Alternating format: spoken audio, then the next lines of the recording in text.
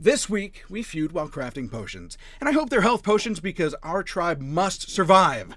Also, some guys named Edmund McMillen and Tyler Glaiel are here, and they're really into cat breeding. It's kind of weird. This and more on episode 186 of Indie Game Riot.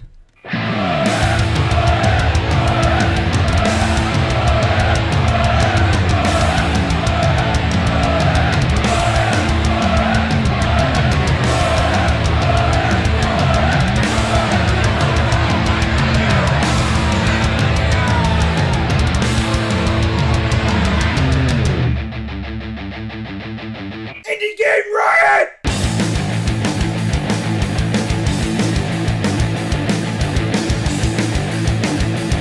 Everybody, I am Josh, joined once again by, do it the right way, Reverend and Vance. Hey. And we have two strangers down below. We got Ed and Tyler. We're going to be interviewing them later, but they're joining us through the quick indie news announcements that we're going to be doing just after this. Quick overview. We're going to be talking about, obviously, the interview, a little bit about Mewgenics, a little bit about some of their personal projects and everything like that, but we'll get there. It'll be a blast, I'm sure. We're also going to be talking about Potions, A Curious Tale, which we talked about a little bit last week with the EA burying them on Steam thing. The Tribe Must Survive, and the free game called Feud. Real quick before we move into the indie news, I do want to remind everyone, and here's the logo, thank you for reminding me, the IRX is happening in May, so submissions for your games and any talks that you might want to do, if you even want to volunteer for to be a moderator or something like that, those applications are open. Remember, IRX is completely free. I know we have a lot of new names in chat that came for the Edmund and Tyler. So if you don't know what IRX is, real quick overview is that it is an annual digital indie game convention that we do, that we hold right here on this channel, and it's completely free. So you don't have to pay to apply. You just submit your game. We talk about it. Throughout the show, there's going to be the trailer, do gameplay if it's at that level. We have we have, what are we calling them? They're not panels. They're presentations. They're panels. 3 days, 12 hours each, and there's a game jam going as well. IRX Jam 24 over on Itch.io.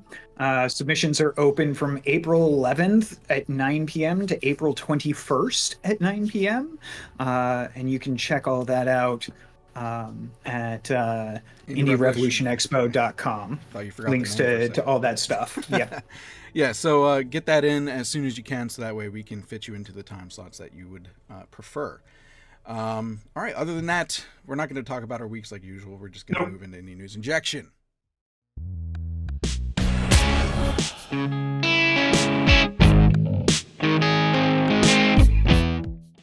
This week on Indie News Injection, we're going to real quick go through some announcements that we came across.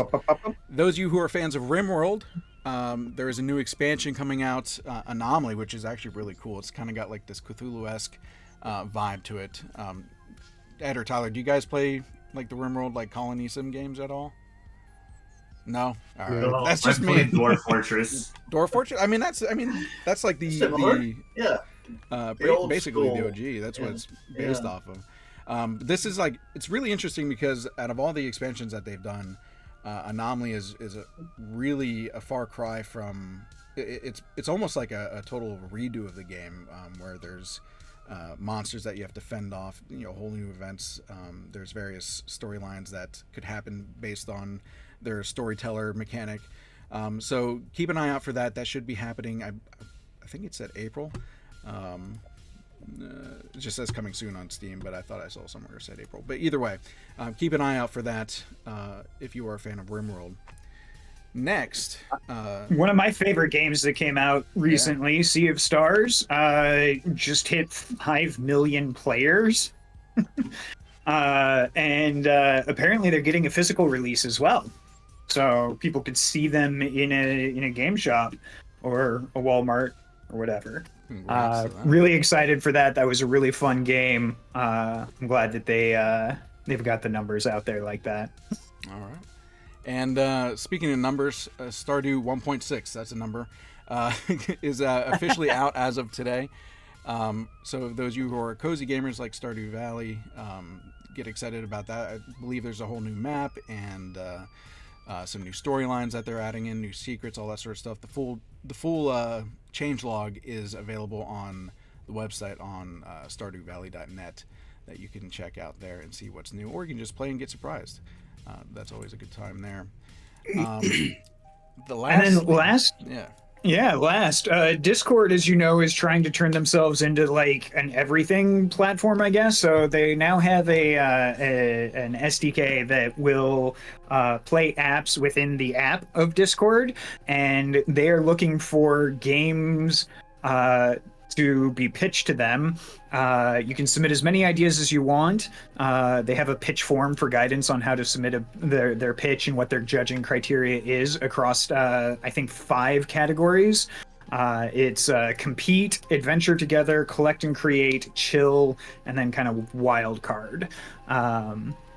And the people that get selected, their pitches get selected, will get $30,000 worth of funding, office hours at Discord if that is something that you need, all of that. Submissions open on April 1st, so we are about a week and change out, and it goes until May 1st. So the Discord Souls-like, exactly. If that is your idea and you can come up with a game dev pitch to play game dev Discord Souls-like in Discord, then good luck, and I will personally vote for you if they have an audience or press participation. Info on that in the link below. $30,000 could be yours for that. In funding, and being on Discord. Yeah. So I don't know how many users are on Discord right now, but a shit ton. And lot. You want people to be playing your game. I mean, I think that these in Discord games are pretty interesting, actually. Like when I play our weekly tabletop game, we play online. If somebody has to drop out early or something, the rest of us sometimes get on one of these little Discord games, play poker or whatever the fuck. But interesting. Yeah. So, I mean, it's just I didn't even know that was a thing that existed. So yeah. It's interesting, and especially with indie games. And I don't know if Ed or Tyler, if you ever thought about or have ever been approached, but like Netflix has been pushing for that hard too, and not just mobile games, but games that are being ported. Oxenfree was one big one. Raine's another one. I think they actually have a partnership with Devolver. For a lot of their games to be through Netflix. Was it Storyteller on Netflix? Storyteller's on there as well, which is actually a pretty good one to play on mobile. So yeah, if just more opportunities for the indie devs out there. So if you have that idea, pitch it to Discord. You could get funded up to $30,000 and get your game out there in front of a lot of people. Speaking of a lot of people, the two fellas below me. Are on screen, not in like not in social. Ratings. I'm actually sitting on two people like a medieval like a tyrant. These guys have had very successful indie careers to this point. Obviously, Edmund with Super Meat Boy, Binding of Isaac. Tyler has just you mentioned. I think it was before the show, just a whole collection of games that you can go back on. A plethora, if you would. Yeah, and you've also worked with Edmund on some previous, I believe the expansions, was it with, or like a DLC with? The End is Nigh. Yeah, that's right. The End is Nigh. That's right. Yeah. Closure, Ether, Bombernauts. Well, before the show here, I was just playing some pigeon pooping.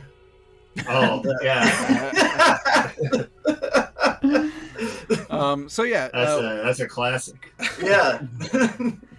Welcome to the show, guys. Thank you again for taking the time to join us. And I hope we can at least give you some like you mentioned the Rolling Stone interview before the show started, and I hope we can at least beat that. You said there was a low standard there. So I hope we can beat that.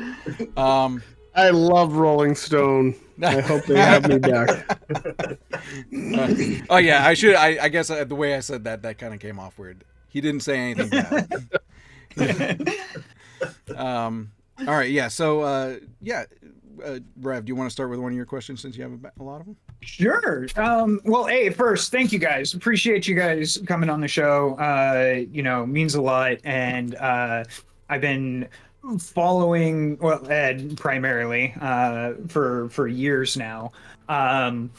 You guys started working together while Tyler was basically a child. I'd play like not even legally an adult as far as I'm aware. Congrats on the Eagle Scout, by the way. 18. Were you 18? Oh, okay. Yeah. Not drinking age, but yeah. Yeah, okay. How did you guys come into contact with each other and start your collaboration? Newgrounds.com. Yeah. Newgrounds. Newgrounds. That was actually going to be. I mean, I'll just real quick kind of segue into that particular question. Newgrounds.com. And it was the same with me. I'm a professional voice actor, and that kind of kickstarted my love of that and career into that. And a lot of creatives nowadays, especially in the indie scene, have come from Newgrounds. Like, is Newgrounds basically like the point that just really sent you on your way to where you're at now? I think for a lot of people, a lot of people that are very significant now in both animation, like you said, animation, voice acting, video games. I think Tom kind of gave creative outcasts a space to do whatever they wanted to do without feeling chastised for what they were going to do. And it was just, it was and still is very unbridled. And he just lets you do what you're going to do. And it's a very creator-focused website, unlike basically every other website out there. Yes. YouTube's not run by creative people. Twitch isn't run by creative people. Twitter definitely isn't run by creative people. It's insane to say that, like, Newgrounds, and then people have their criticisms, especially from the past, but Newgrounds is run by somebody who is an artist who cares a great deal about showcasing people's art and not really profiting off of it at all. Like, just saying, look at all this cool stuff, and encouraging kids to adults to just do whatever they're going to do, and then continuously supporting it through all of the, changes of Flash into whatever else. Tom's a good guy and a pioneer when it comes to video games and just creatives in general. I'll second that. I'm pretty sure they still manually check every game that gets uploaded to the site to choose what to put on the front page and stuff. Yeah, which is legit. Like, there's not an algorithm doing that. Like, you're on the front page and it's like these games are just stuff that people made that, the algorithm's not choosing it. They went and played them. And this is worth showing people. And that's pretty big for me when I joined the site when I was 14 or whatever, and it was crazy to be able to just upload stuff and have it instantly be available for people to play and watch, and to have the creators of the website be like, I'll put this on the front page. So what project was it specifically that kind of drew your guys' attention to each other? I mean, the first one that we made together was Ether, right? But did we talk about working on stuff before Ether? I'm pretty sure I messaged you asking to play test Gish 2 or something. That's about right. I'm pretty sure that's because I was just messaging everybody on Newgrounds who made anything cool, and I remember playing Gish. I remember reading about it in a magazine, and then playing the demo of it or whatever, and being like, "Yo, this is kind of sick." And then finding out that you were on Newgrounds and that you had other stuff on Newgrounds. Yeah, that's cool. That's awesome. It's really Vance, you wanna give it a go? We haven't given you a chance yet. Yeah, so actually, I thought of something when you were just talking. So I actually did not, somehow missed the Newgrounds thing.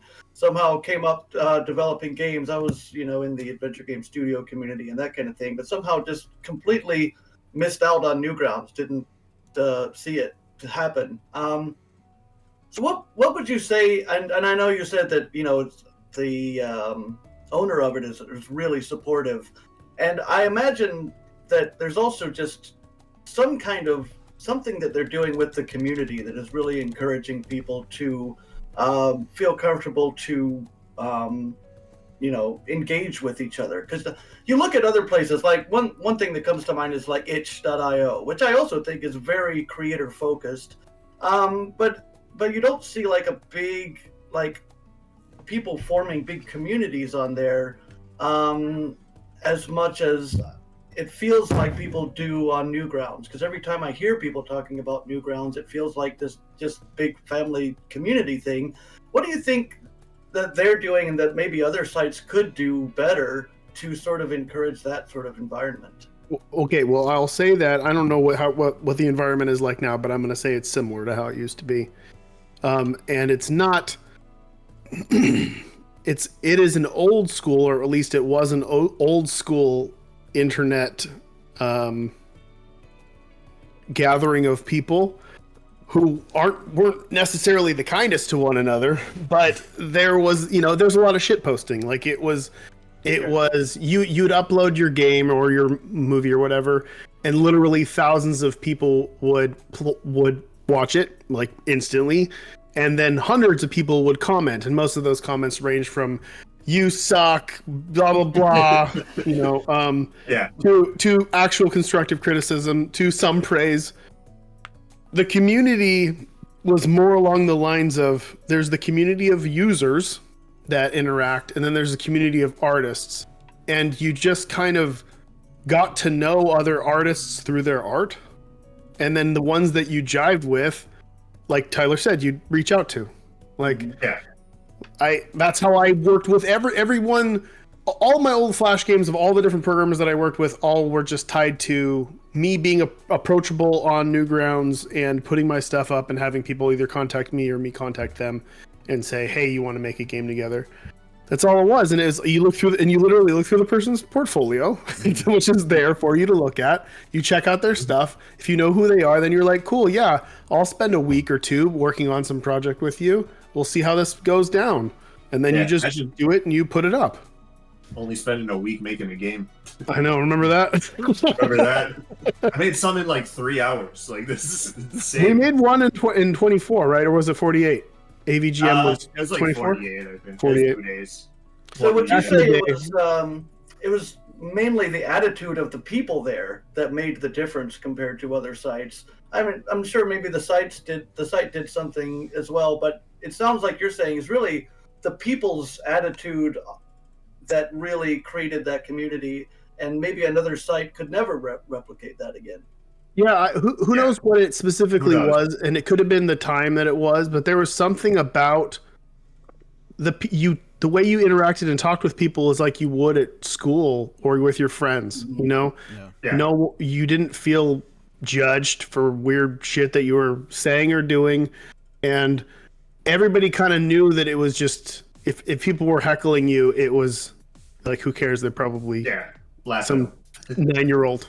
It wasn't like, you're spending your time calling me names in a review of my game that is on the front page, getting 100,000 plays because the site was popular back in the day, and you decide to come in and comment something on it. Well, and the cool thing was that you could they might comment something edgy or they might shitpost, and you could go right back at them. I don't know. Do you remember ...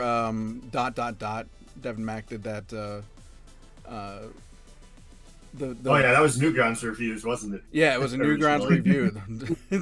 you could go clap back with something like that, and yeah, it was fun. The interaction was fun. It was a very different, very vastly different environment than most places now that have been. There's nothing like it.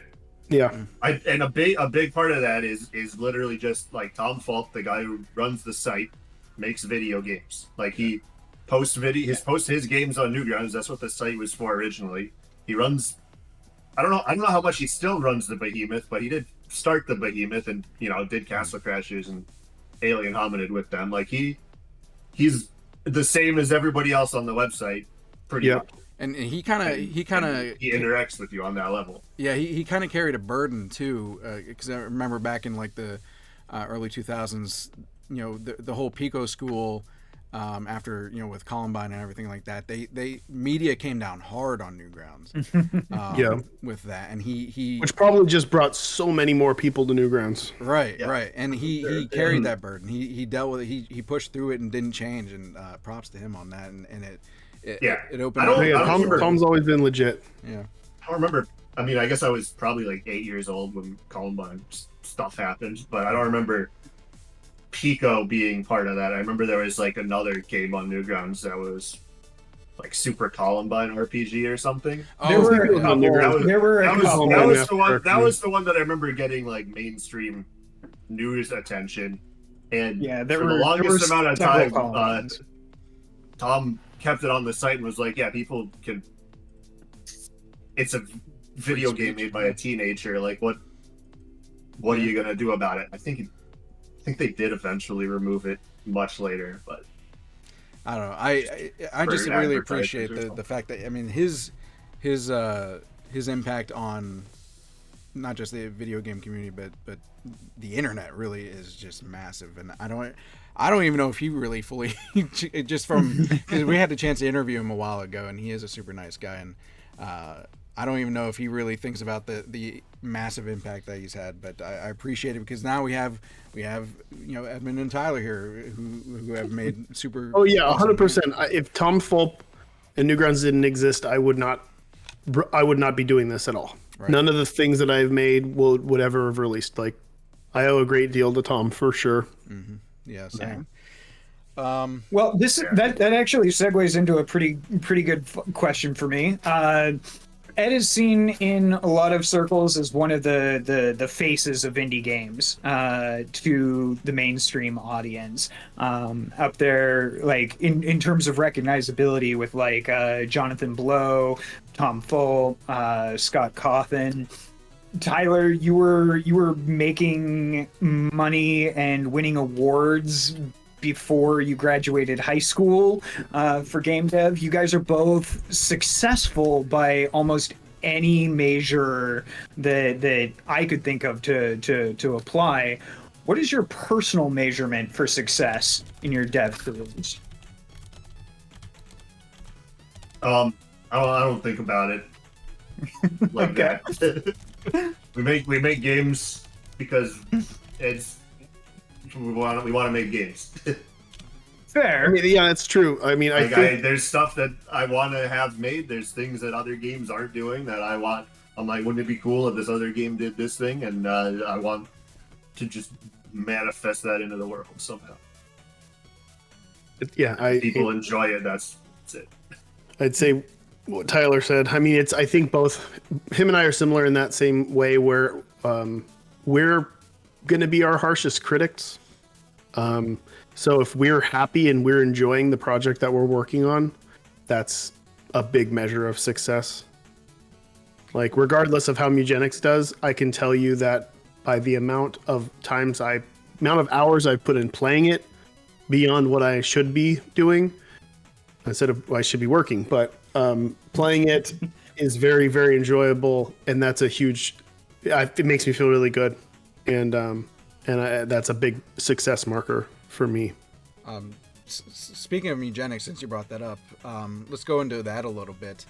Mewgenics being the game you guys are both working on, I think you had just recently mentioned that you're looking at 2025 release now. It got pushed back a little bit. You kind of had like a broad window in the first place, I think, but I mean, the window is always end of this year, but and it's pushed back a couple of months, which just happens to put it over that like year barrier. It's not as big of a deal as the people are making it seem like, oh, it got delayed a year. It didn't get delayed a year. It's like, that was 3 months. That was one of my questions, because originally it was like, oh, somewhere between April and October, and then it was like sometime 2025. So I'm definitely in the boat though that push it back as far as you need because you want to get it right instead of releasing a buggy mess or unbalanced or something like that. And I've done that, and I've released 2 buggy messes, and they were the lowest low points as far as me not feeling like it was successful. Right. They were. This game's not going to be a buggy mess. It's already not a buggy mess, so that's not that much to worry about on that side of things. Is he just kind of working on like the development side of things, or are you just working on balancing? Or right now we're still finishing the game. Yeah, it's a big game. There's a lot of stuff. Everything about dev is smooth. Like, I can make tons of abilities and enemies like per day. Like, I can do like 10 abilities per day. I can code up an entire chapter's worth of enemies in a week if they're animated. It's going quickly. It's just there's a lot of stuff in the game. Yeah, that makes me like excited. when it comes out, people are going to be like, how did they only spend 5 years making this? Yeah. Let's hope. Fingers crossed. Everybody's gonna be like, "Well, they announced it 10 years ago." Yeah, this is 10 years of work. Yeah. So that actually was one of the questions. Another one of the questions that I had when Mewgenics was initially announced. It was a team meet project, and you got the rights back 5 or 6 years ago, something like that.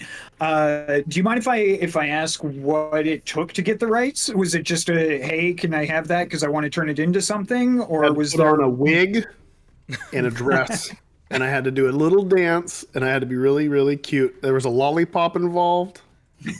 No, I can't and shouldn't discuss that aspect, but I can say that I left Team Meat 8.5 years ago, 8 years ago, and 20, after that, 16 or 17. Yeah, well, I can go by knowing that it was like right when Peach was born. Because I remember that right when we started working on the End Is Not. Yeah.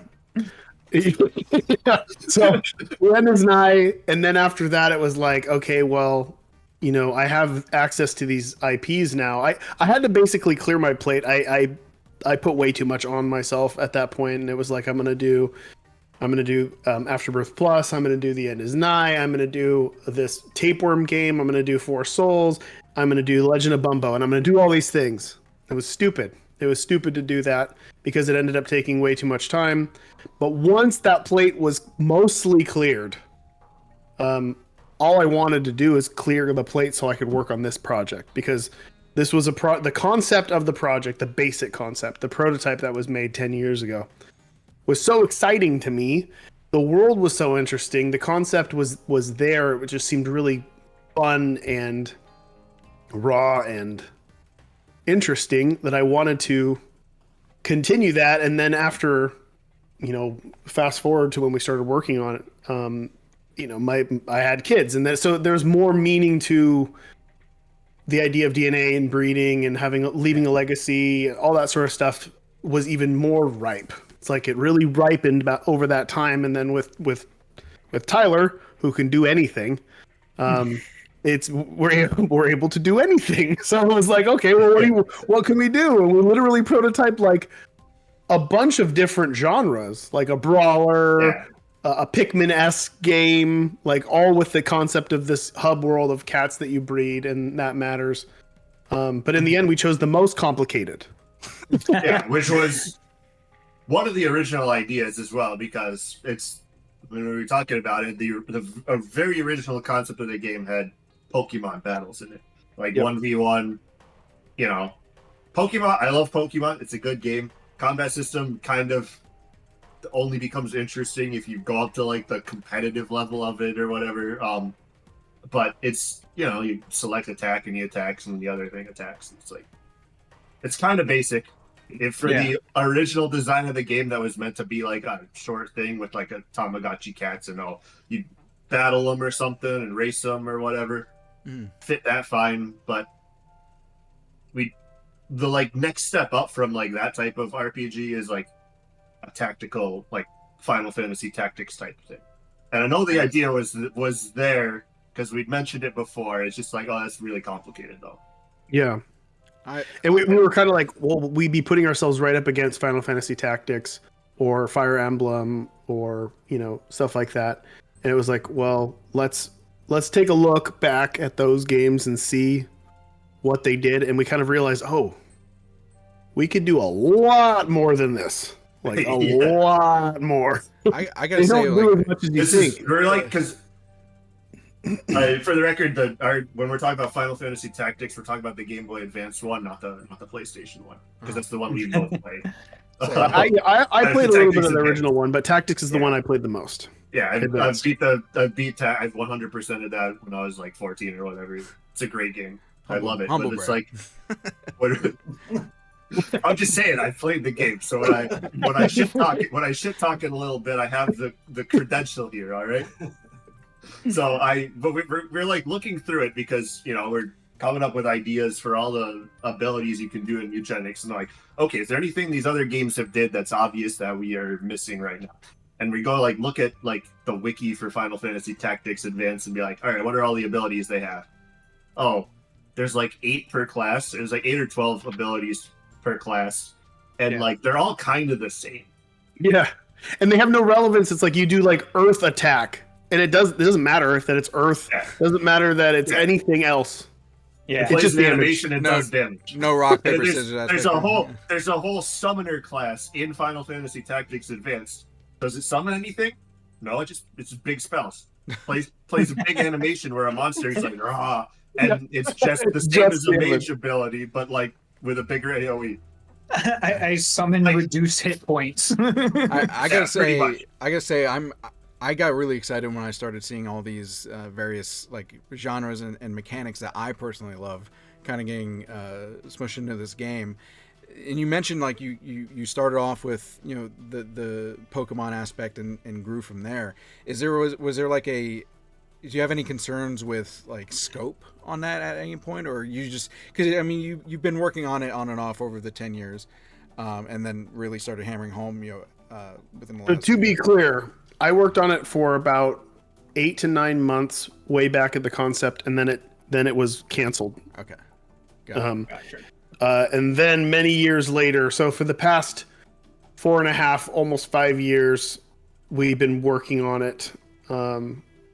I don't think I started working on it as much as Tyler's been working on it until just kind of recently, really. We had a team of people, but that said, so it's a good 4.5 year block of chunk of work that's kind of going into it, just so people don't think that we kept picking up and putting it down over forever. Gotcha. Okay. Started words have meaning, Josh. There was a little bit of like brainstorming and prototyping. But for the last 4 or 5 years, it's been the focus, full-time work. Gotcha. But the scope creep when it came to it, has that ever been a concern as you continue to add these? It was a scope creep. Oh, that's what the game is. Whole of the game. Gotcha. The whole game. Scope creep. I think we've done a pretty good job, like knowing roughly how much time we'd need to do this amount of work, and then when we started to slow down, I was able to hire more people. The animation work involved is a lot. Art. Yeah. We currently have 3.5 animators, not including myself. It's the bottleneck for basically everything. Like everything we do right now, it has to be like, oh, do we want a new animation for this? But do we want to have a whole new enemy just for this like one ability or this like one Easter egg? Do we want to have this whole thing? So that's a concern. If any enemy that's shaped like a cat is pretty easy because we can reuse all the cat animations for that. Anything that is a monster takes time to animate. So. Gotcha. What would you say? So I did a little bit of digging into some of the things that you guys have talked about on Mewgenics. You have set up a simulation to run through to make sure, like, millions of different scenarios to make sure that the game doesn't present a situation in which there's no win condition. You did who knows how much research into genetic inbreeding and stuff like that for like show dogs and purebreds and stuff like that to see how things breed and how many you can get before you start inbreeding negatively. super complicated stuff in general. What would you say has been the hardest part of Mewgenics to implement so far?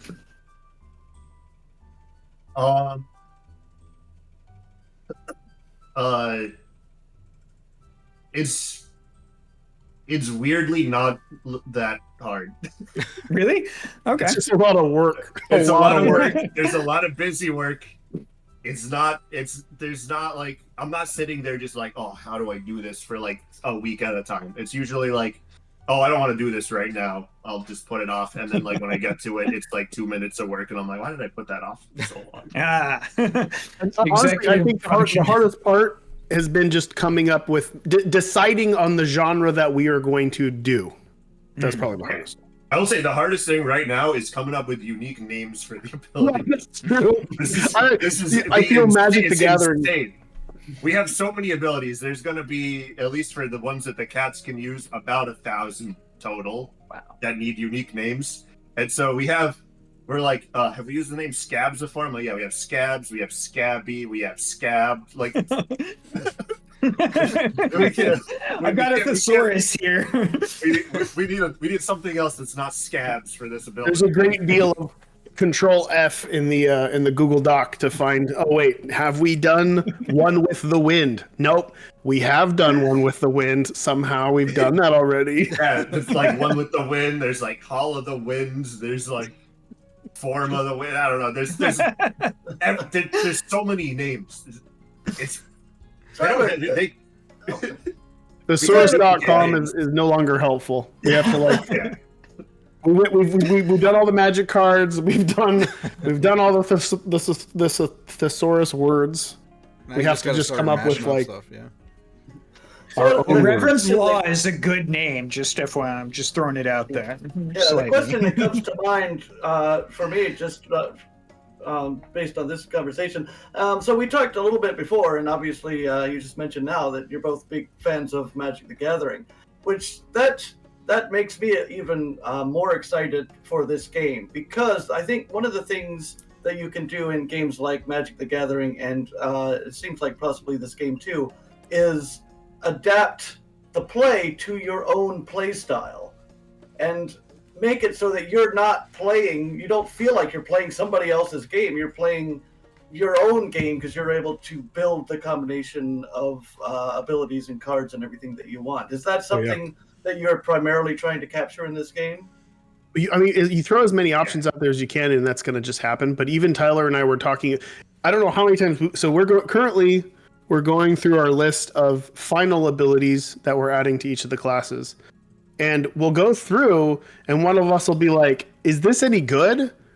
And then the other one will be like, oh, it's great. I use it all the time. And it's like, well, I don't I don't play that way. Like, I don't use that. I don't go that direction when I'm drafting these abilities.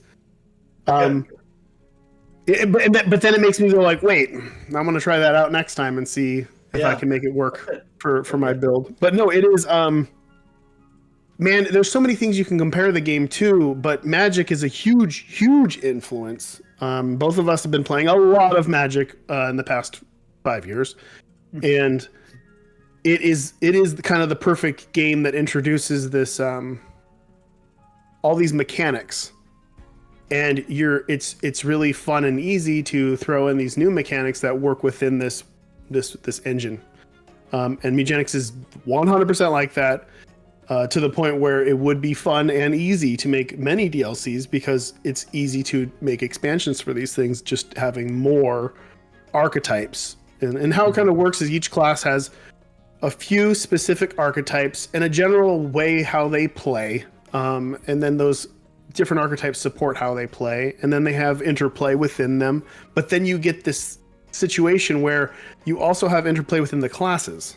So, you can support these different combinations through different classes, and then you can actually multi-class your cats if you breed correctly. So it goes very, very deep if you want to go. Yeah. If not, you can just take strays to the end of the game repeatedly.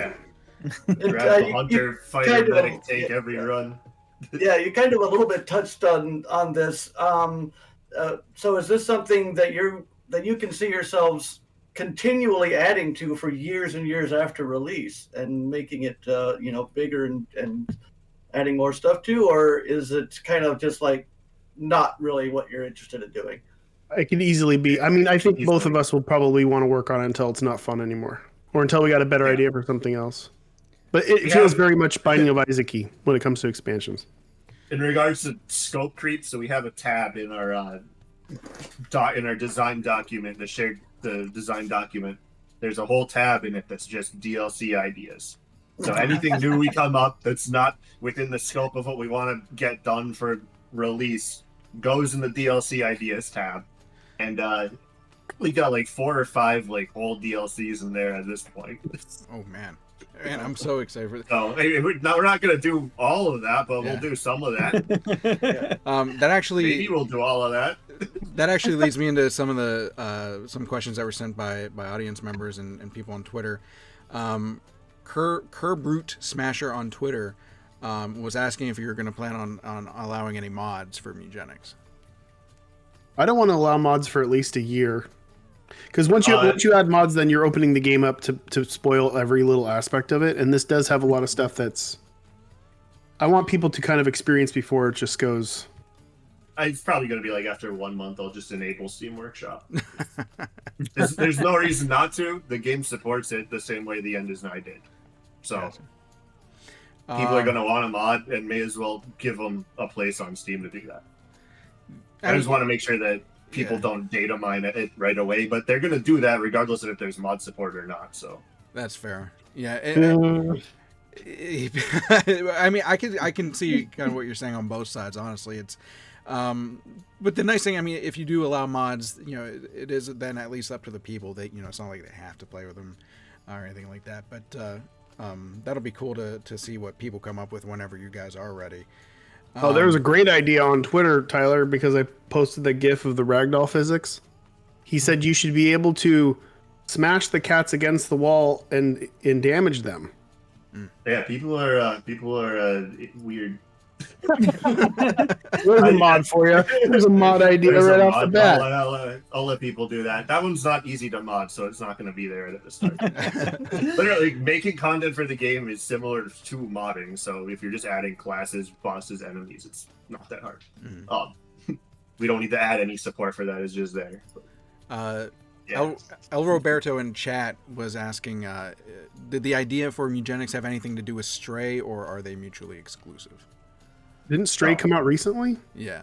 So I would say... Literally, Stray probably started development after we had already announced the game. So. It was Stray took from them. So you heard it here first, folks. That's 100%. I would say the games play absolutely nothing alike except for the fact that there's a cat in them. We have more cats than we one play cat. 4 cats in Mewgenics. He plays 1 cat in Stray.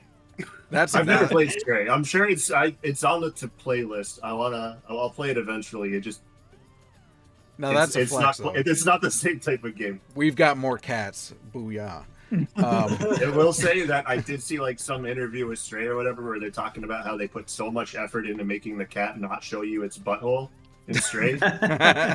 like they would cover it up with its tail if you rotated the camera or whatever. I'm like, how are you going to accurately simulate a cat if it's not just going to show you its butthole? I knew that game was missing something. They should have gotten so many buttholes. The buttholes in Mewgenics are actually part of a core mechanic, which is backstab. So you need to know where the butthole is. You need to know where the back of the thing is, and the butthole shows you it's like a target. Yeah, for monsters, the cats don't have it. It's actually. It's a glaring omission. You can write a Cinema Sins article. It also noses, so yeah, no noses or whiskers or whatever. But yeah, monsters definitely have buttholes. Even like oozes and stuff do. Yeah, everybody poops. There's some that have multiple buttholes. It's true. Look out, Mr. Dark Essence. So I just want to get one more from the audience here. Mr. Dark Essence on Twitter. From the recent devlog, we saw some sort of area which on one side is colored while the other is fully gray. What does this imply, and how/what's the lore explanation for it? I do have the image. Yeah, Yeah, if you okay. know what I'm talking So about. there's something where in art where you want to bring the eye to specific places of higher detail, and I just colored in those areas. Everything behind isn't colored. No, but like, what's the lore though? Like, what are the lore implications? Here, I'm putting it up on screen for those. If you for a second assume that this game is going to suddenly become vibrantly colorful, you're wrong. It's not going to happen. If we're not Get puking excited. rainbows, man, what are we doing here? As somebody who's monochromatically colorblind, I appreciate your lack of color. So Good. It feels good to be appreciated. This is One day I'll make a the colorful image is up game on again. screen I've for made those who one. are wondering. Man, well, I should say you mentioned there's like Easter eggs and stuff like that. Is there going to be like a lore within the universe that people are going to discover, or is it pretty straightforward?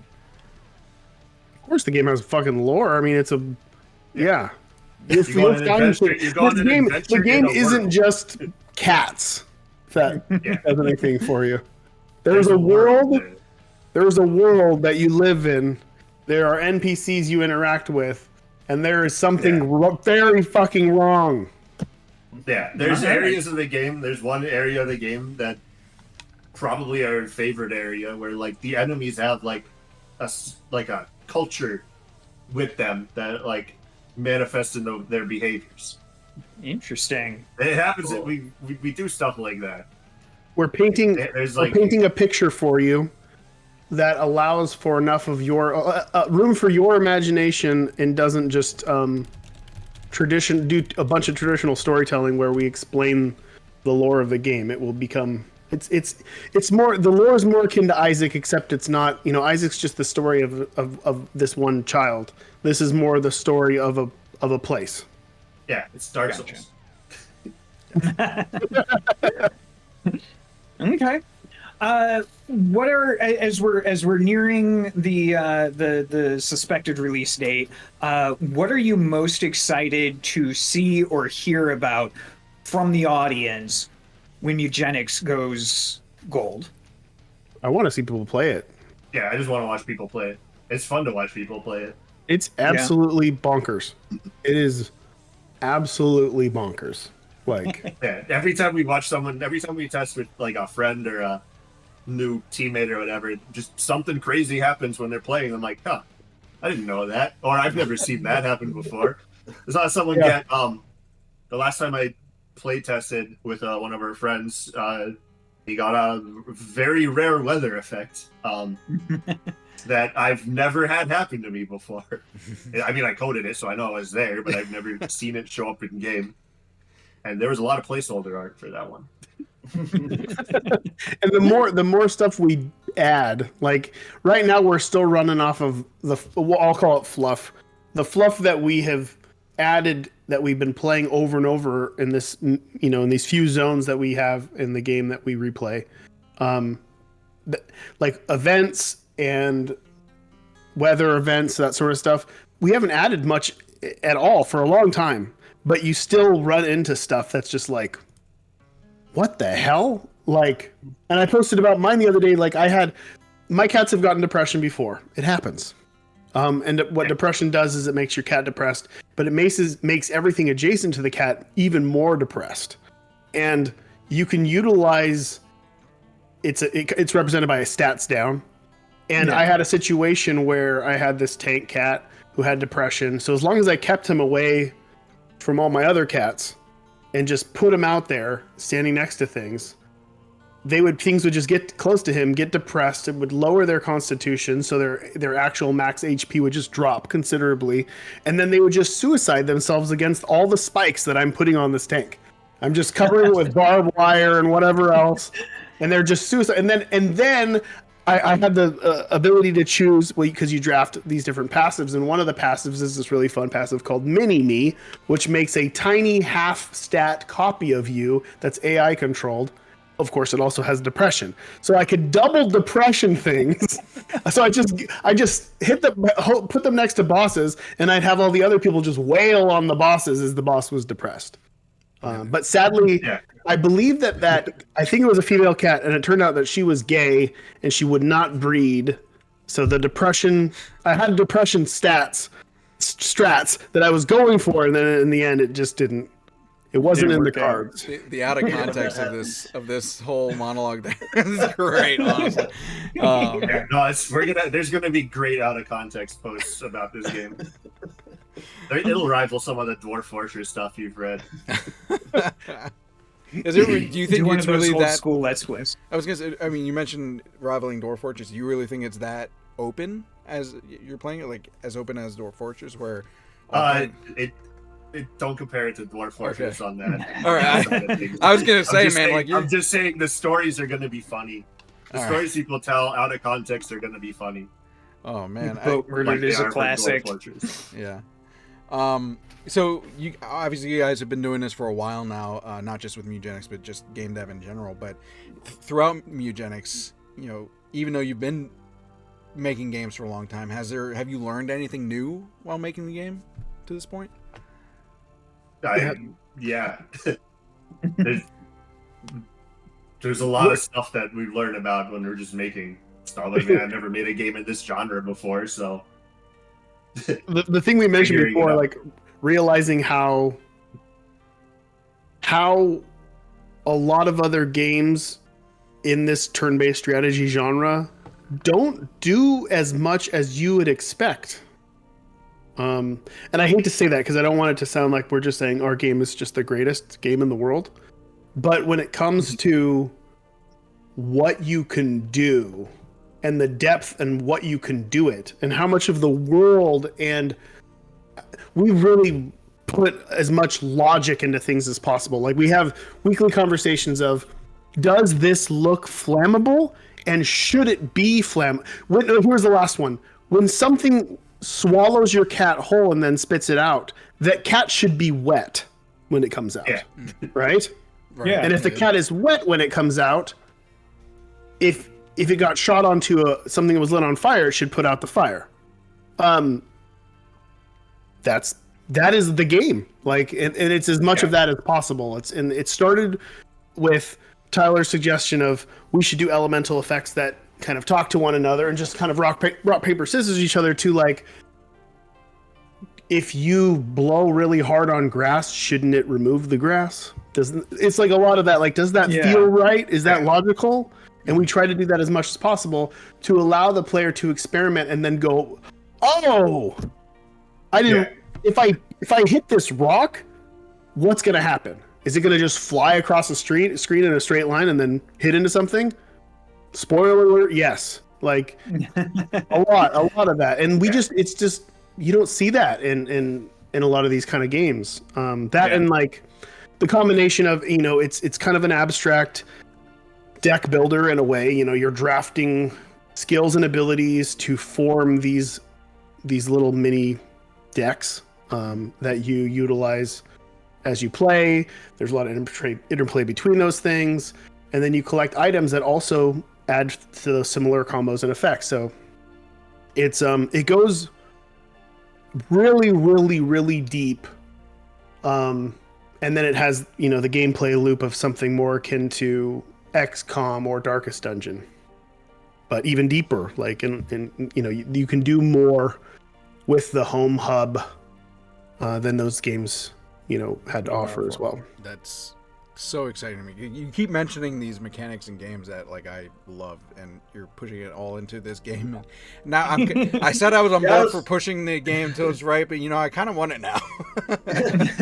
I was thinking the same thing. It's like I was excited about the game before, but literally I was just thinking, like, the more you guys are talking about it now, I'm becoming more and more excited about it. It sounds awesome. It's one of the things we keep trying to, we brainstorm about at what point do we start.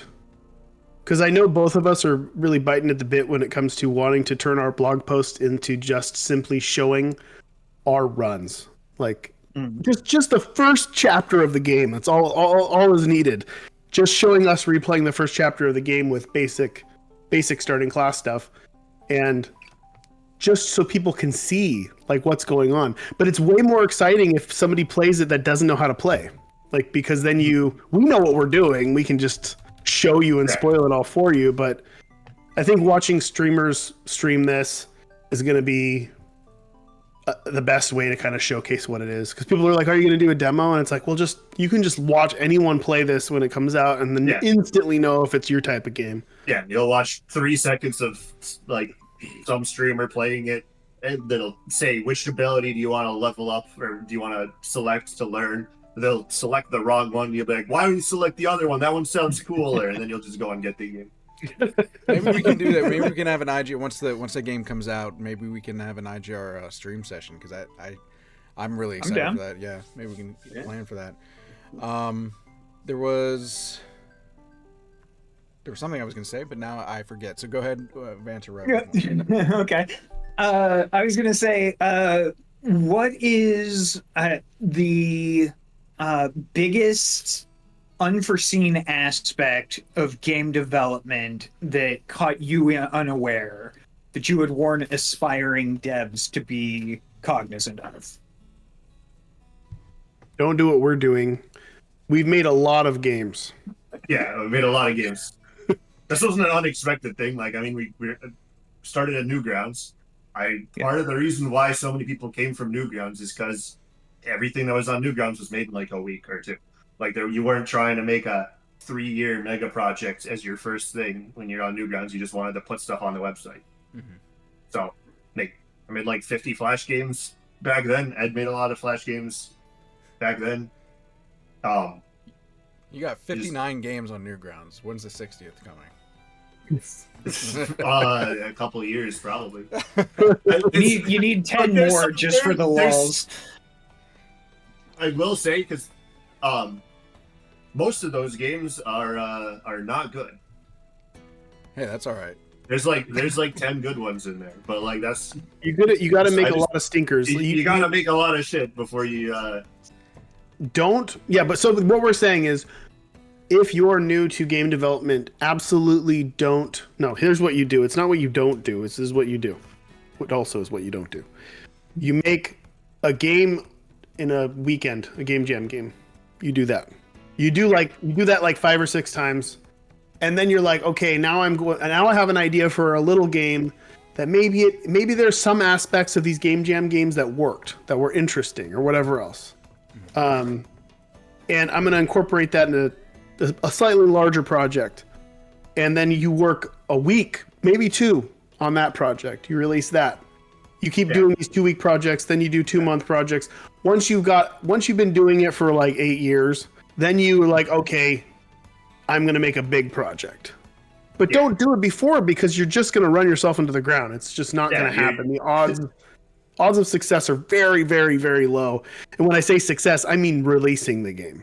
Like, it's just so rare that somebody who's new to the game is going to work on a game for 5 years, invest all their money in it, and it's going to make it. No one's going to know who you are. Like, making a bunch of little games. There's literally one example of this happened, and it's the one everybody always points to, which was like Stardew Valley. Mm. Yeah. There's everything else that people try to point to. It's not the case. You just look at the creator's history. They made like 20 things before then. Yeah. It's like Stardew Valley is the only one. So how long? It's clear it's an outlier there. How long did Meat Boy take you? Not the one that was released commercially, but the one that you put on Newgrounds. How long did that take you to put out? I think the original Flash Meat Boy was probably a 1-month project. Wow. Most of my projects are long for a Flash game. Yeah. That's long. Yeah, that's a long one. Yeah, that's a big project for a Flash game. Because I think Ether was 2 weeks. Yeah, Ether was 2 weeks, which was also somewhat long for a Flash game. I mean, I had others that were 3 weeks and some that were like a weekend. During the end of my Flash career, like Spewer, Timefuck, all those games took about a month. They were about a month-long project. We covered. Yeah, I think Closure, the Flash version of Closure, took like 2 months, which I think of the ones that I made when I actually knew what I was doing, that's probably the longest Flash game dev cycle that I had. I think a lot of artists and devs in general don't realize, even to us now, even though we're learning a lot about our game now. That's the only thing that we're learning is about our game now. It's harder to grow as a designer without experimentation. and you can't and you don't want to experiment with an idea that takes 5 years to release, because you're gonna, what if that experiment goes awry? What if it wasn't worth it? You want to experiment by rapid prototyping, because there's very, very little risk, and you're going to learn and you're going to grow. So it's this kind of thing where you don't want to stagnate, but you also you learn so much by doing in every field. Don't make the mistake of trying to make your grand MMO online. That first idea, I'm going to make an MMO that's, no. It's always an MMO. It's always a space game where you can do anything you want. It's great. And I know that feels so good. And I don't ever want to stomp on that, because I know how that feels. And I remember being younger and having those grand ideas that I would write crazy design docs for. But the reality is, if you want to have longevity, if you want to actually make games, you need to start small, and you need to make lots of small stuff. If you want your big game to be good, you gotta start small as well. Yeah. You can't just grind at one thing for 5 years without knowing what you're doing. It will never work. Right. Vance, you got anything else? It's been a while since you asked a question. I just want to give you a chance. No, actually, I mean, everything that I was curious about has kind of naturally been addressed as time has gone on. The game looks great. Mewgenics looks great. I also, during the course of kind of just researching a little bit more about you, I saw. I came to realize that Binding of Isaac 4 Souls is a thing, and that looks pretty fun. I might check and that out. Did you think that you'd run into somebody who didn't know Binding of Isaac was a thing? No. Four Souls is the tabletop game. Yeah, and as a Magic player, I can say that it is roughly based off of Commander. Imagine playing Commander, where everybody has their commander, but you play with one universal giant deck of, or three specifically, treasures, loot cards, and monsters that are fully randomized. Decks of multiple hundreds of cards. So it's an endless experience as well. I tried my best to remake the game, and at least how the game feels, but with that multiplayer interaction. But anybody who likes Commander will be very at home. It's good. Check it out on Tabletop Simulator. I see that it's playable on there. So cool. That's good. Before there's a few other smaller random questions that I got that probably won't take too long. So before we go into that, do either of you have any more questions about Mewgenics, or Ed or Tyler, do you guys have anything else that you want to mention about Mewgenics that you'd like to share with the audience? I remembered that the cat. What was her name? Do you remember her name? I posted it. It was like the breast cat. Decibel or something like that. Decibel, but it was like decibel. Anyway, she got depression because she failed at a cat orgy. That's what it was. I mean, we've all been there, to be honest. So, and by the way, I want to mention too, because you were talking about dev blogs and things you're posting on Twitter. The radio station that you guys have been posting is really entertaining. I highly suggest anyone who hasn't gone to the Twitter to Ed's Twitter account and checked out some of the radio stations that's been posted, have a listen. And as a voice actor, I'm actually really jealous because it sounds like it was a blast to record for. They're really funny. It's kind of serendipitous how that all went down, because what you probably heard recently was, did you hear the Jimmy the Hammer Valentine one, or the? It was one that was the one I heard last was a couple weeks ago. Okay. So for people who don't know, the hub world in the game has a radio station, 99.9 WMEW, and you can actually build your radio station up, so you can add songs that kind of unlock and get shuffled in. And there's a radio disc jockey who queues up the songs for you, and it's all randomly generated with multiple clips. So sometimes he doesn't introduce the song at all, it just comes on. Sometimes he introduces it in a variety of ways. Sometimes he closes it and makes a comment on the song. Sometimes it segues into a random ad for something in the world. And even one of the things we posted is there's like a live on the street Jimmy the Hammer Valentine character who is very funny. And and Matthias does most of the work. So Matthias is the voice, the narrator's voice in The Binding of Isaac, or Isaac's father's voice. And he does all of that nonsense. He makes it up as he goes. The music as well. Part of what the radio is coming out of is that the soundtrack is basically done. It's been done for a bit.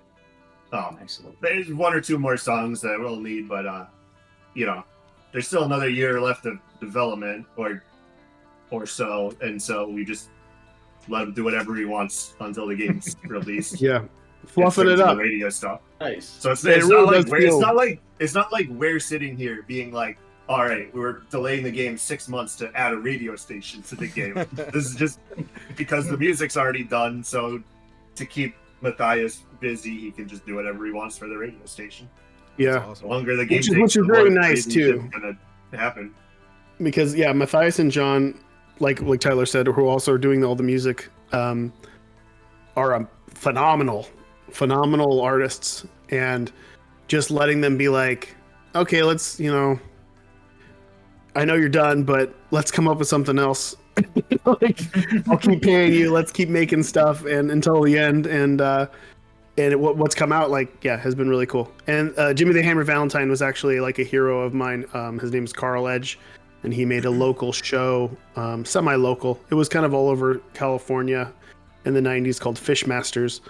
One of the funniest guys I know, and I just randomly was like, hey, would you ever want to reprise he had this character called Jimmy the Hammer Valentine on the show, and I'm like, would you ever want to reprise your role as just this fucking live on the street guy and just do your thing? I don't care what it is. Like, you do you. I give very, very little direction and just said, go, have at it. And he just kept submitting these amazingly funny segments that you'll randomly hear, And what's cool too is sit on the house and listen to that for hours. Yeah, I just put it on. It's like the GTA radios if you played Grand Theft. Yes, for sure. I was just thinking, I was getting Auto that kind of radios vibe. or the TV shows. Like I remember when I played Grand Theft Auto 4 or whatever, I turned on the TV and it's like a tiny little thing in the corner of the screen. I just watched it and just kept going for like a half hour. They kept showing stuff on it. I used to jump into GTA 3. Oh, sorry. One of the things that Carl, Jimmy the Ham Valentine, introduced, he kept doing these bits about this place called Pinky Winkies and getting food poisoning from it and all this other stuff. And now I'm, telling the artists and stuff, just put a sign that says Pinky Winkies in the background. Like, we need to incorporate this into the world so like it can reference itself. And that's kind of where we're at. Like, the fluffing that we're doing is allowing all these different pieces to bleed together in really cool ways and kind of helping it bleed together as the world finds itself. Yeah, it's just really building it out. That's so cool, man. I'm so excited for it.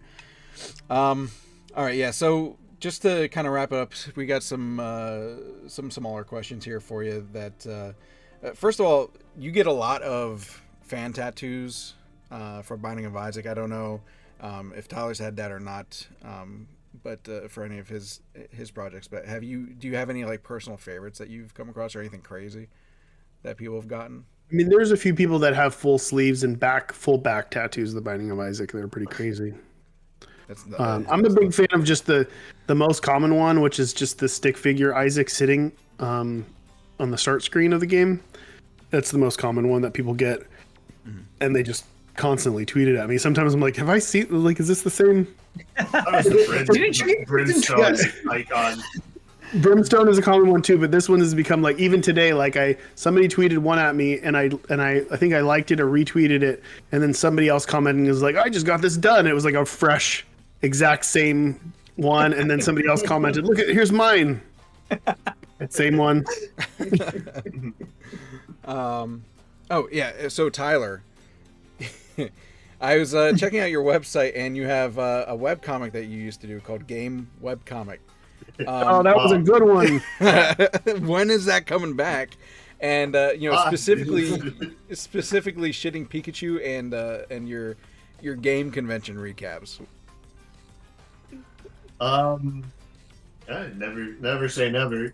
Yeah, bring it back. I forgot about that. Those were always gold. Yeah. If you guys haven't seen it, anyone out there who go to Tyler's website, and at the bottom it's just called Game Webcomic, and it's gold. I will say. It's peak Newgrounds attitude on it, to be honest. Pretty much. I think it's just. I'm pretty sure what happened was I saw like the third or fourth like webcomic where Link walks into some guy's house and breaks all his pots and leaves. And I'm like, I just want to shit on this. There is one other audience question too. They were just for Binding of Isaac specifically. They said, when will we get a chance to do multiplayer Binding of Isaac on Xbox in the future? That's by Darth Mini B on Twitter. I don't know for sure. That's kind of Nicholas's thing. So for those who don't know, Binding of Isaac online multiplayer co-op has been in the works for the past 6 months. We were doing public betas for a while, and that has kind of slowed to a crawl, but will eventually come out on PC for the anniversary, which is in November. And will it come to consoles? That is entirely up to the people at Nicholas. They're going to have to crunch those numbers and see, is it worth doing? Which is kind of where we're at, because we're not charging for it. Gotcha. It's just a free update. Gotcha. But it is super cool.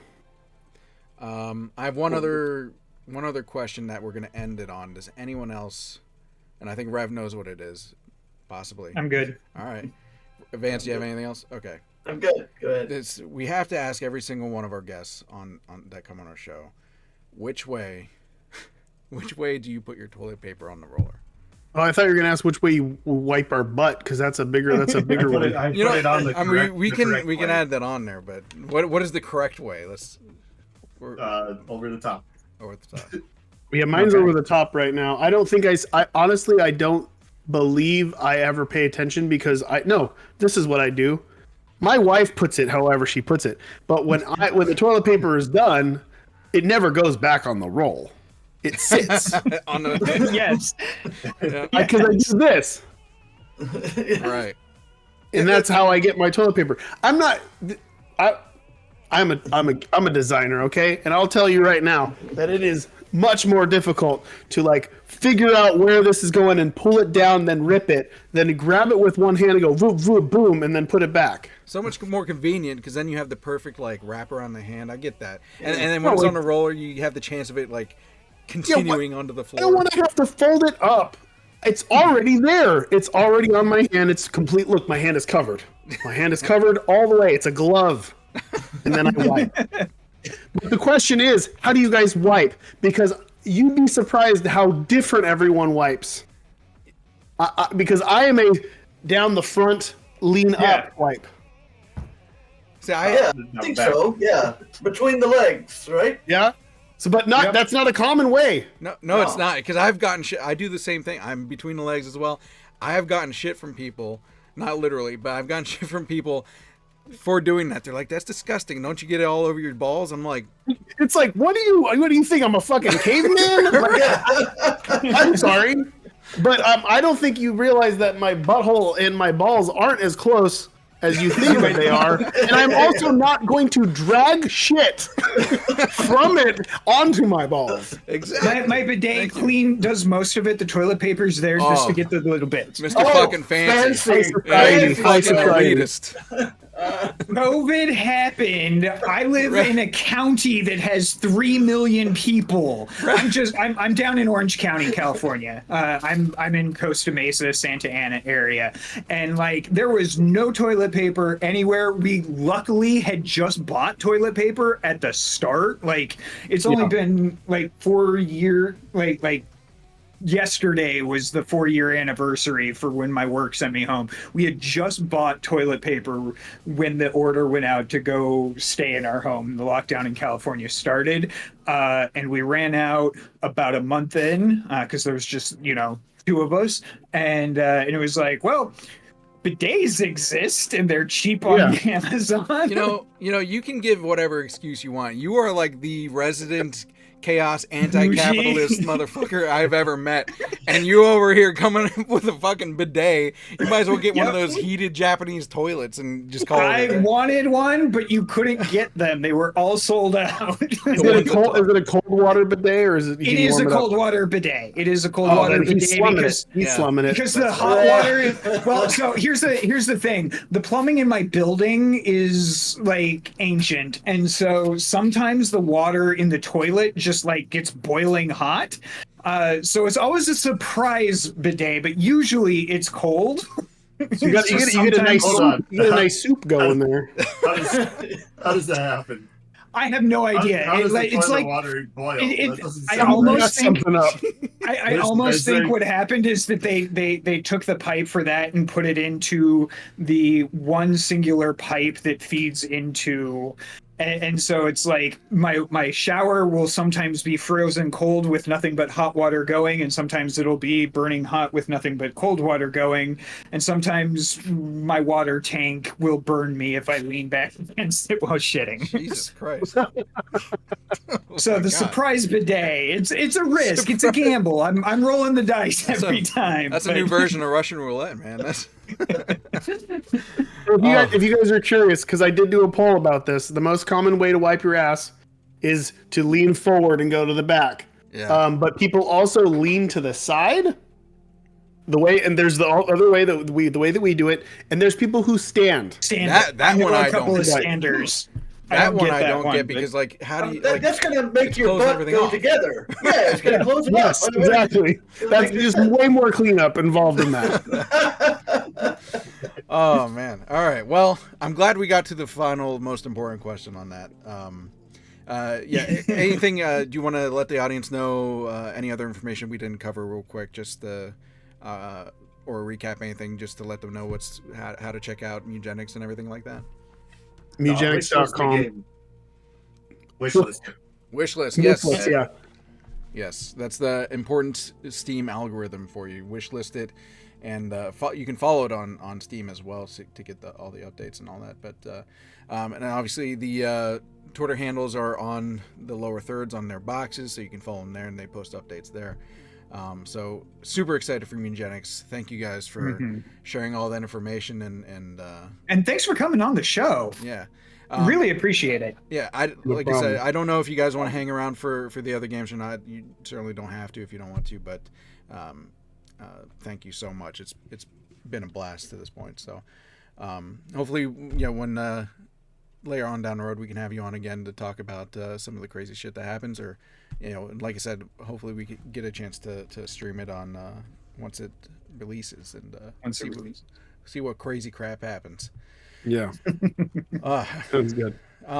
So with that said, we will continue on with it's been a long, great interview, so I don't really have a segue prepared, so we're just going into starting the riot.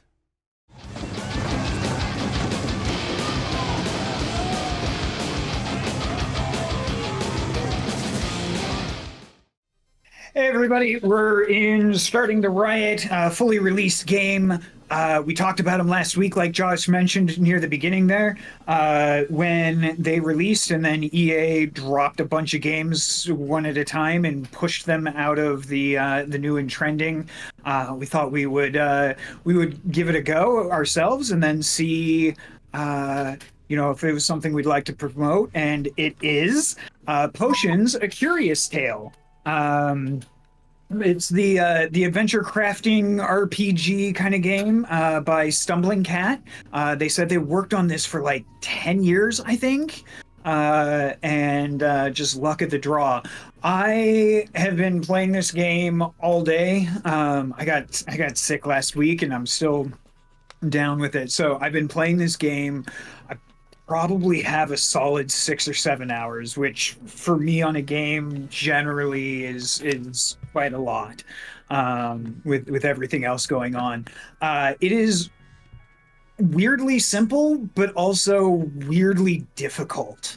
Like mechanically, it's straightforward and pretty simple, but it also has a depth to it that just really surprised me. There's the humor and some puzzle making there that just like kind of blows me away for a first time project. And I really like it. I don't I don't know what else to say about it. Like there's the art style is nice and cute. I appreciate the characters. I appreciate how it is adding to itself in every expansion of its quest. I love the writing for it. Sometimes it comes across as a little bit simple, but then something like drops into it, and you just kind of go, "Ha ha!"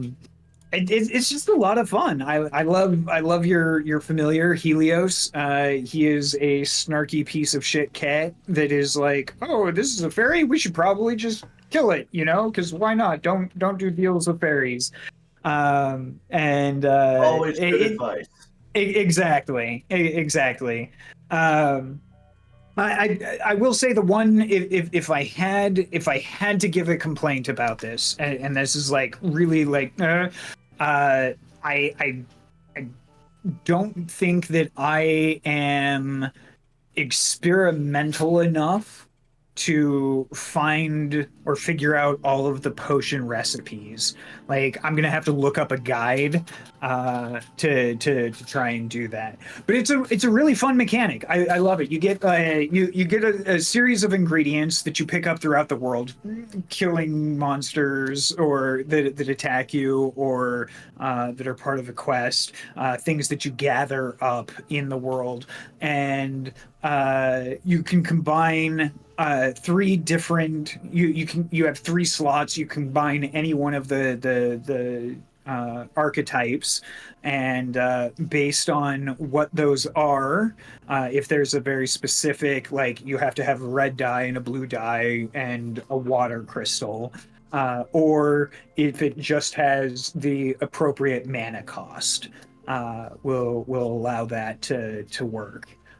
So like building a simple water bomb potion is you need 3 of the water points, and each item has its own number of mana points. So you want something simple like I think berries are that, but you don't want to use 3 berries, because if you do 3 berries, you get blue dye, I believe. Yeah. So no, it's a lot of fun. I like the boss fights are fun. I've only gotten into a couple of those, and I haven't run into any problems. There's exploration to this. It's got it all. It for somebody's first game, I am thrilled. And they've been working on this, according to them, for 10 years, another 10-year project. Yeah. Which and being that it's their first game, we just got finished talking to Ed and Tyler about how to start off making. Don't make your first game your opus. But that said, I mean, considering it's the first game and it's been 10 years, I mean, it's really good. Yeah. And you mentioned the surprising depth of it. There's there's a quest mechanic, but then there's the potion mixing mechanic, and it's a little bit puzzly there, where you kind of have to figure out the combinations and put it into your recipe book and get the ingredients. So there's a little bit of like a crafting ingredient management aspect to it. There's I guess you call them dungeons or whatever that you can go into that have obstacles, and you use those potions that you make to get past those solve obstacles. The puzzles, right. And yeah.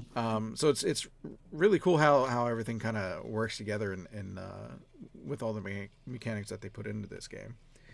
I see a lot on the comments. A lot of people are saying that it's a good game for maybe younger children. Would you say that's accurate? I don't think there's anything that jumps out as saying like, hey, mature audiences only. Like I haven't encountered anything that would be like, I wouldn't want my munchkin to encounter this. It's also not so complicated that I don't think a kid could pick it up. Yeah. Yeah, it's definitely not a game that's There's like a lot of negatives in that. There was a lot of negatives in that. I think a kid could pick it up. Yeah, Yeah. there's nothing in this game that's specifically made for kids, but it is definitely something that kids can play. Yeah. You know what I mean? So I don't want people to go into this thinking that it's like some like I don't know, some toddlers game or something. Yeah, Like, no. you know what I mean? It's definitely not that. Right. So but it is like, I think a lot of people were considering it like part of the cozy game genre as well. Yeah.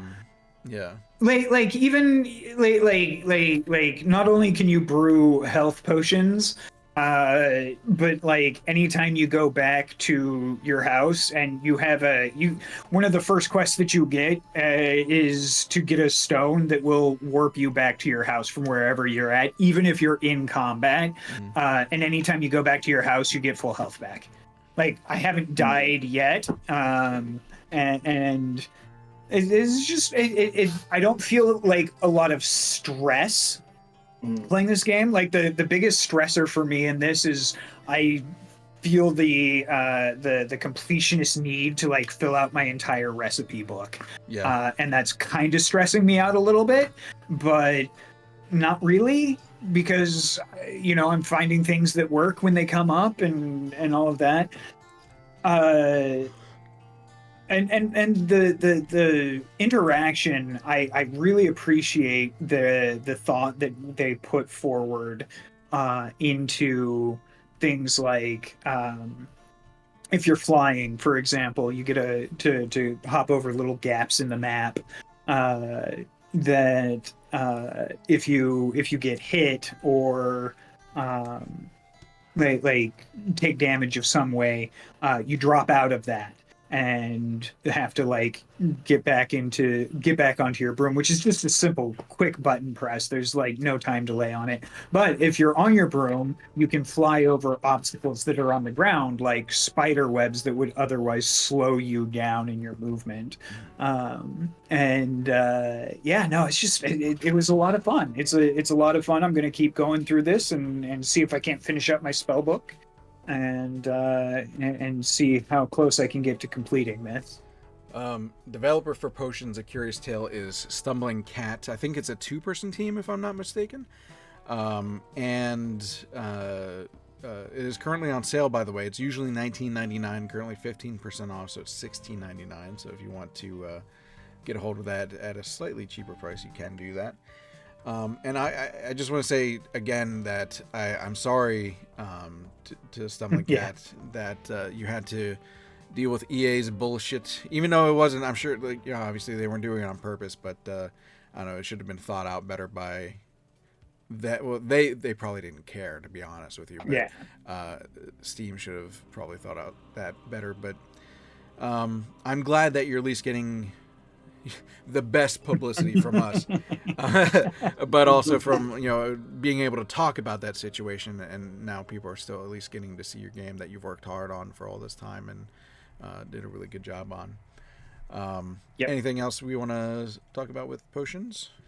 Check it out. I mean, I bought my copy as usual, and they do have a demo out. So if you're not sure, download the demo and give it a try. But I recommend this. All right. Well, you know what I recommend? A peep show. I do recommend a peep show.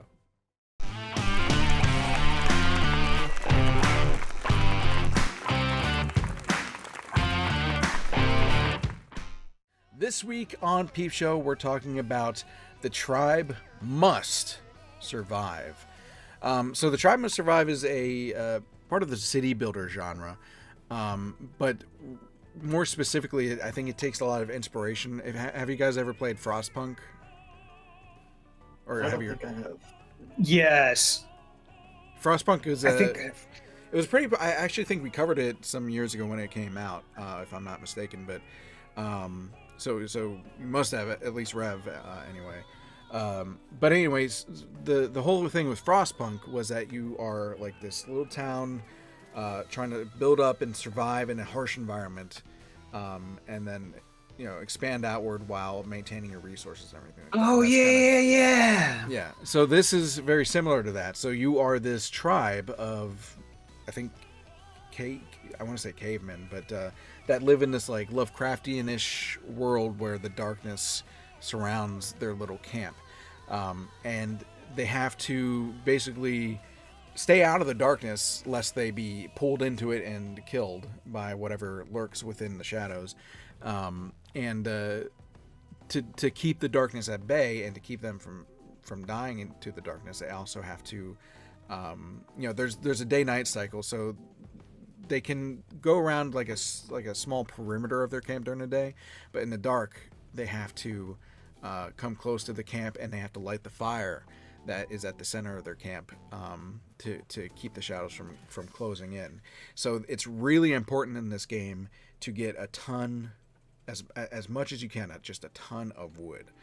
That's like the main resources that you have to, because not only does it go into the fire, but it also is used to build things. And there's things that like you can, there's a mechanic where you can feed more wood to the fire and it expands the light. Or you can build these little beacons out around the perimeter that kind of expand your perimeter. And then during the day, you send, you have workers that will collect resources throughout the day and sometimes night if you can, if they're close enough to the camp. There are people that they'll randomly, if you set something up to build, they'll kind of drop what they're doing and go do that.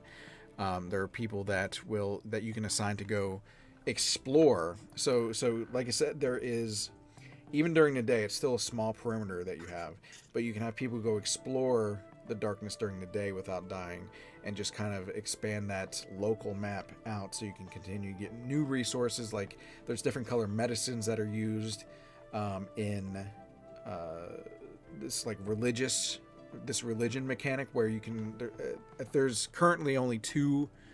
They have 3, correct? Well, there's only 2 playable right now religions, and there's a third path that's in the game, but it says coming soon, so you can't actually expand into it.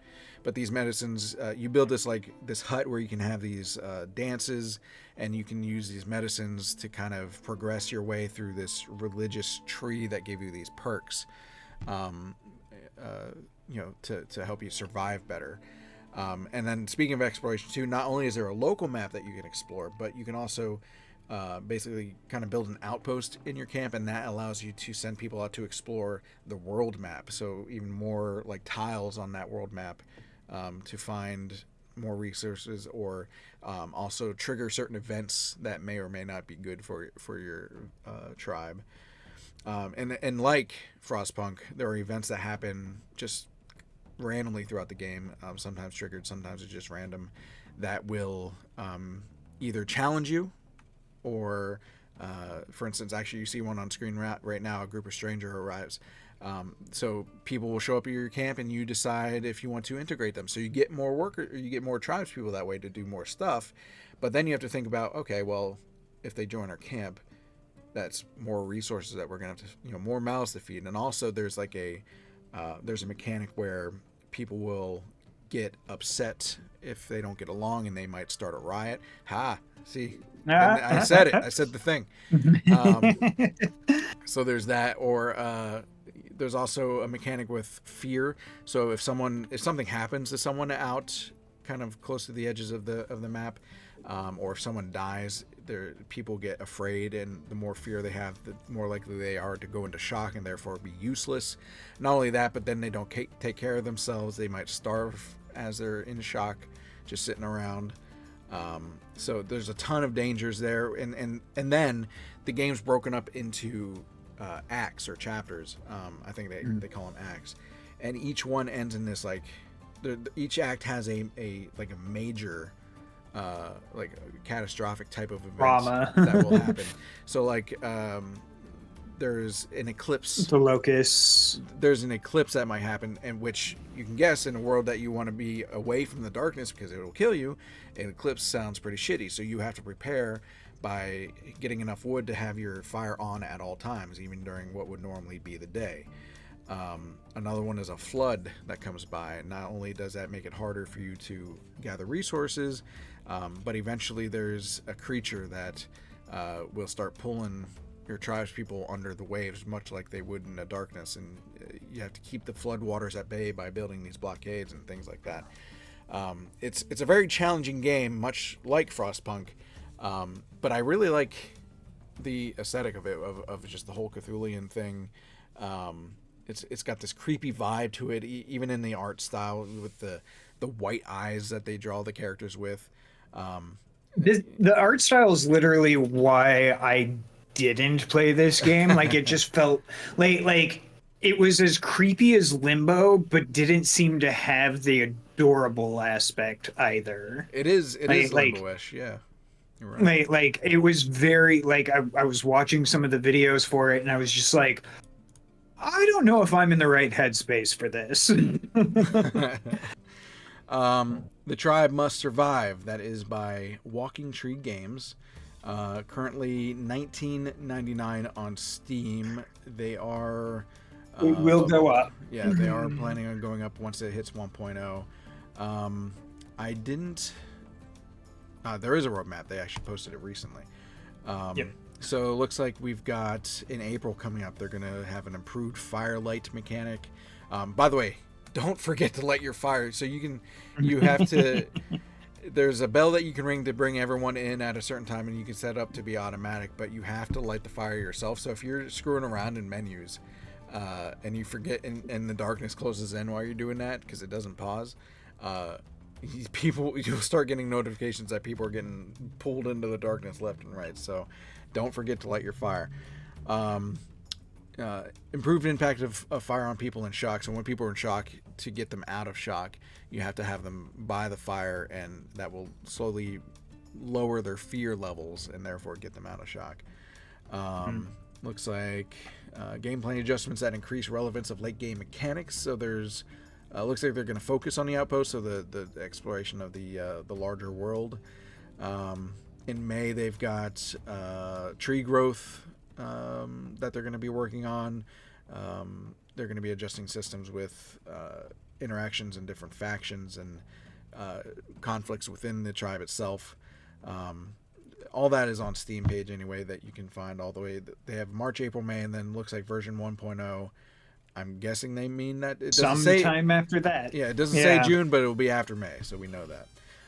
But yeah, go check it out on Steam, $19.99 early access. Anything else? Any other questions you guys have for that? Nope, I think I'm good. All right. It looks great. It just also looks creepy as shit. All right. Well, I mean,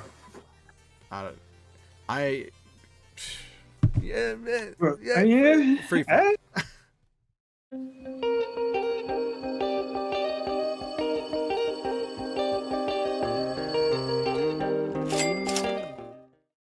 And on Free Fun, we are talking about Feud. It is a board game. It is free on itch.io. So it is originally a board game designed by Dave Cordell. And they have made this video game version of it. I played it a bit. I only played against the easy AI several times. Me too. Yeah. I didn't actually try the hard AI. There's definitely a lot of strategy in this game that I don't understand yet, because it's very easy to get yourself stranded. And I mean, I did win most of the time. There's one time that there was a draw because neither player could do anything. And there was one time that I lost because I just didn't see something. It was an idiot. I did win most of the time against the easy AI anyway. But I am sure that there's so much more to exactly how the correct strategy to play this game that I don't know yet. So it's an interesting game so far to try to explore and figure out what the optimal thing to do is. And I do wonder, because I only played, I don't know, maybe 10 games or something. I do wonder, how deep is this game? It is, because I don't know at this point. I don't know if it is a relatively deep game like Go or chess, or if it's not quite that level. I'm not sure. It's hard to tell at this moment how deep this game goes. So just mechanically for those of you that are listening or not, it's a 4x4 grid. You have the 2 rows closest to you. Your opponent has the 2 rows furthest from you. You can each turn, black goes first. That's the AI or your opponent, because you can play this multiplayer. Black goes first. You can switch a card between any of the 8 squares that you have an object on, and you have an action. You have to do a switch each turn. You can skip an action if it's not ideal, but if you skip 3, you forfeit the match. You have a couple of different classes of characters. You have a king. He has 4 hit points. You have the archers. They have 3, and they can shoot the entire row that they're in, either horizontally or vertically. You have shields, which can block arrows from shooting over them, either horizontally or vertically, but can do no damage.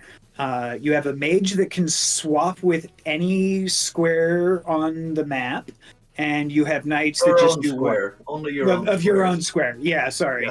Yeah. It's relatively. Oh, and you have the medic that can heal 1 point each go round. And the object is to kill or capture the king. You win if their king dies. That's how most of my games have won. Or if you can isolate them in such a way that they can't do a swap. You can't move diagonally.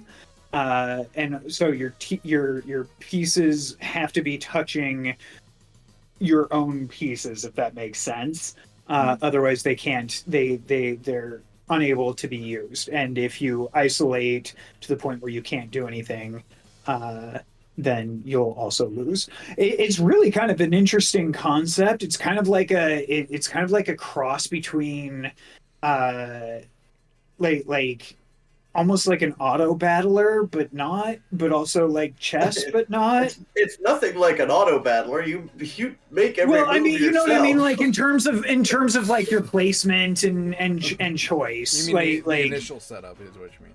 Yeah, the initial setup, and you can choose like you choose which row your king starts in, and that determines the pieces that you have.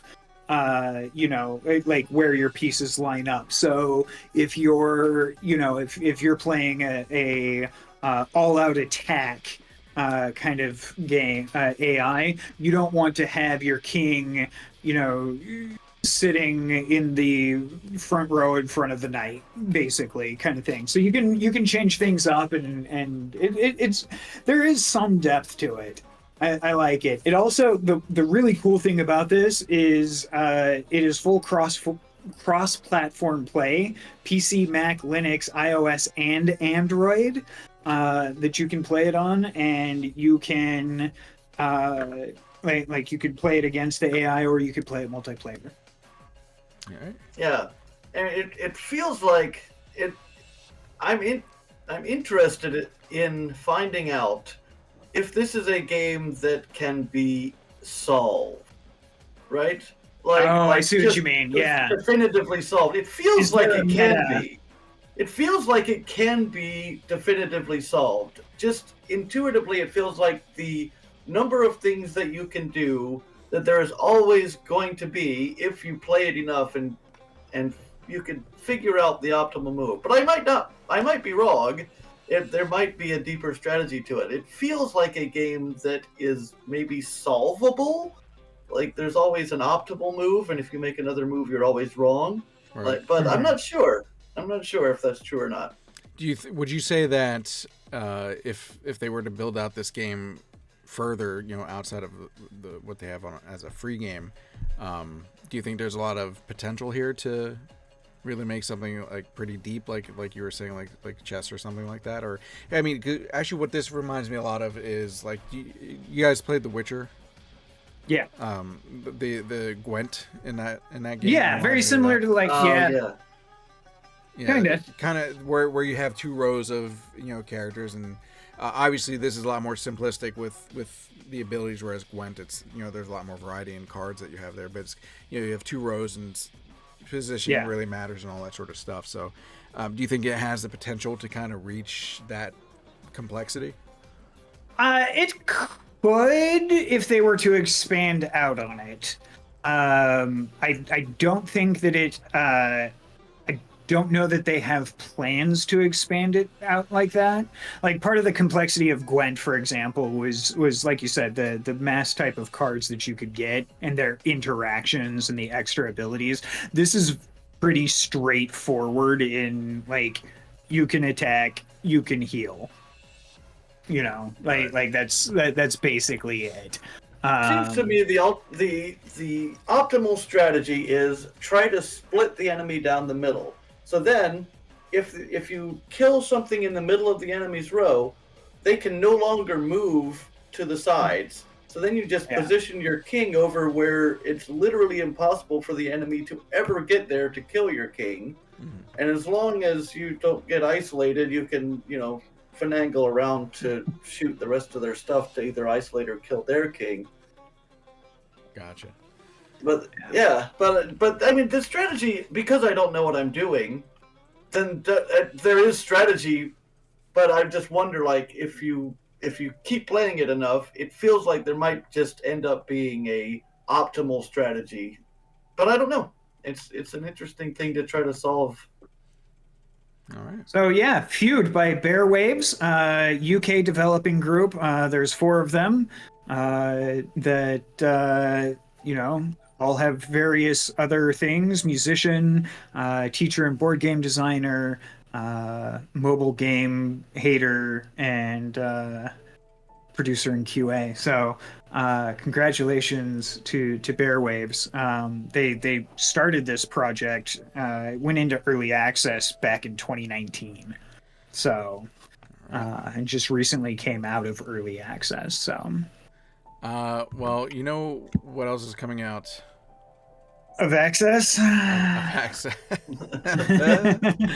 It's the end of the show is what I'm getting at.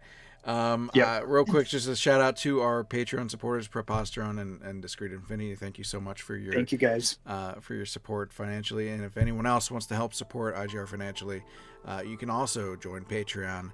The other ways you can do it is by subscribing on Twitch or checking out the merch.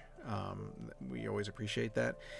If you're unable to help out financially, you can also just do things like send us news or games to check out, people to interview, to contact at indiegameriot.net. You can also let us know on Twitter at indiegameriot.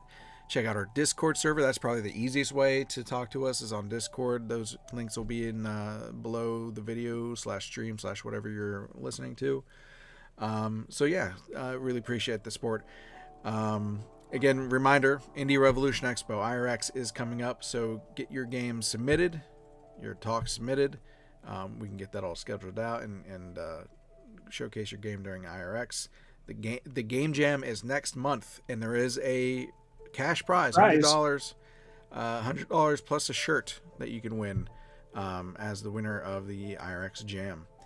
And then thank you for everyone who's listening on the live stream, and especially since we're late today, having to accommodate our guests because they live in a different time zone and everything like that. So not for me. Well, whatever. Eastern time is the only time that matters.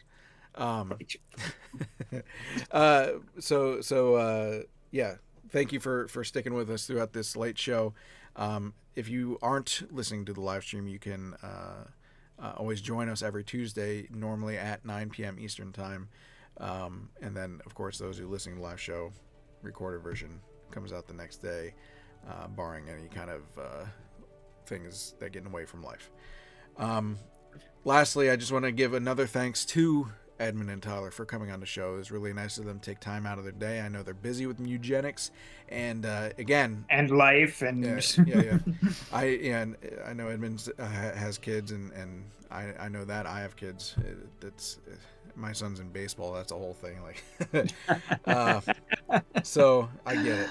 But yeah, go check out Mewgenics, their website, but you can also go to Steam. That's probably even more important, arguably, and wishlist it, because that's how Steam's algorithms work. Wishlist, and it sounds so awesome. I cannot wait to get my hands on it and play that game, just based on everything that we talked about today. It was an amazing interview. So thanks again for coming on, guys. Any last words for you? For the two of you. Amsolosin. No last word. For the end of it, through the end of his days, it will just be on his deathbed. No last words. What do you mean, Grandpa? All right. Well, say your goodbyes, gentlemen. Have a good one, folks. See ya.